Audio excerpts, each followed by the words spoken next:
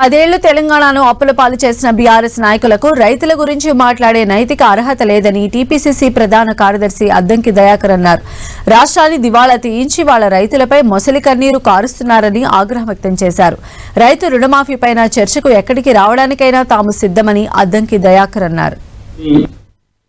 రాష్ట్రాన్ని ఆర్థిక విధ్వంసం వైపు నెట్టి 7 లక్షల కోట్ల రూపాయల అప్పుల పాలు చేసి రైతు సమాజాన్ని డిఫెన్స్ లోకి నెట్టి రైతు వడ్లు రోడ్ల మీద పోసుకొని మొలకెత్తేదాకా వెయిట్ చేసే పరిస్థితి వచ్చిన కాలం మీ కాలం.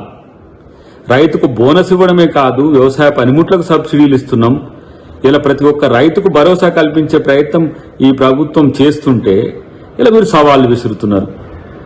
ఇలా సవాళ్లు విసిరే మీరు రండి, బహిరంగ సవాల్కు రండి. రైతు సమాజానికి మీరు 9.5 సంవత్సరాల్లో మీరు చేసింది ఏంది, సంవత్సరం 3 నెలల్లో మేము చేసింది ఏంది అనేది తెలుస్తుంది. కాబట్టి ఇష్టానుసారంగా ఏదో అబద్దాలు చెప్పి సభల్లో ప్రజల్ని మభ్యపెట్టడానికి ఉన్న సమయం టీఆర్పీ పెంచుకోవడానికి చేసే ప్రయత్నాన్ని ఎవరు హర్షించారు.